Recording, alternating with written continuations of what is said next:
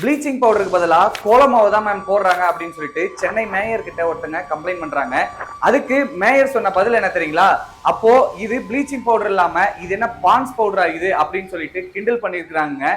அது மட்டும் இல்லாம மிரட்டுற விதமா எந்த சேனல் நீ அப்படின்னு சொல்லிட்டு கேள்வி கேட்டிருக்காங்க. கறிவெற்ற ஏரியால அதிக அளவுல துர்நாற்றம் வருதுன்னு ப்ளீச்சிங் பவுடர் போட சொல்லி மக்கள் கேட்கிறாங்க. அந்த இடத்துல ப்ளீச்சிங் பவுடருக்கு பதிலா வேற ஏதோ ஒரு பவுடரை போடுறாங்க. அதை போயிட்டு மேயர் கிட்ட கொஸ்டின் பண்ணதுக்கு மிரட்டி இருக்கிறாங்க. அந்த இடத்துல அவர் கேட்கிற விஷயம் என்ன அப்படின்னா, மேம் நான் உங்ககிட்ட இது கவனத்துக்கு கொண்டு வரேன். இது விஷயமா நான் ஆல்ரெடி சம்பந்தப்பட்ட டிபார்ட்மெண்ட் கிட்ட சொல்லியும் எந்த ஒரு ஆக்ஷனும் எடுக்கப்படல. இந்த பவுடர் அதாவது அந்த ப்ளீச்சிங் பவுடரை மோந்து பாருங்க மேம், எந்த ஒரு நெடியும் வரல. அதாவது ப்ளீச்சிங் பவுடருக்கான ஒரு தடையுமே தெரியல அப்படின்னு சொல்றாங்க.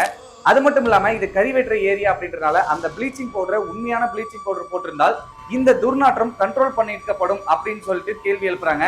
அதுக்கு அவங்க பதில் சொல்லாம கிண்டல் பண்ணிட்டு இது என்ன பான்ஸ் பவுண்டரா அப்படின்னு சொல்லி கேட்டுட்டு அது மட்டும் இல்லாம மிரட்டுற மாதிரி பேசிட்டு போயிருக்காங்க சென்னை மேயர். சென்னை மக்களுக்காக பணி செய்யறதுதான் சென்னை மேயருடைய வேலை. ஆனா மக்கள் ஒரு பிரச்சனையை மேயர் கிட்ட கொண்டு போகும்போது அந்த மேயர் மக்களை மிரட்டுறதும் திட்டுறதும் அது மட்டும் இல்லாம கிண்டல் பண்ற விதமா பேசுறத ஏற்றுக்கொள்ளவே முடியாதுங்க.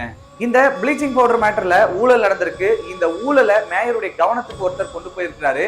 அவருக்கான தீர்வை கொடுக்காம இந்த ஊழலை கண்டுபிடிக்காம அதுக்கான ஆக்ஷன் எடுக்காம கவனத்துக்கு கொண்டு போனவரை திட்டி அவங்கள மிரட்டி அவங்கள கேவலப்படுத்தி இருக்கிறாங்க. அதாவது கிண்டலும் பண்ணி இருக்கிறாங்க.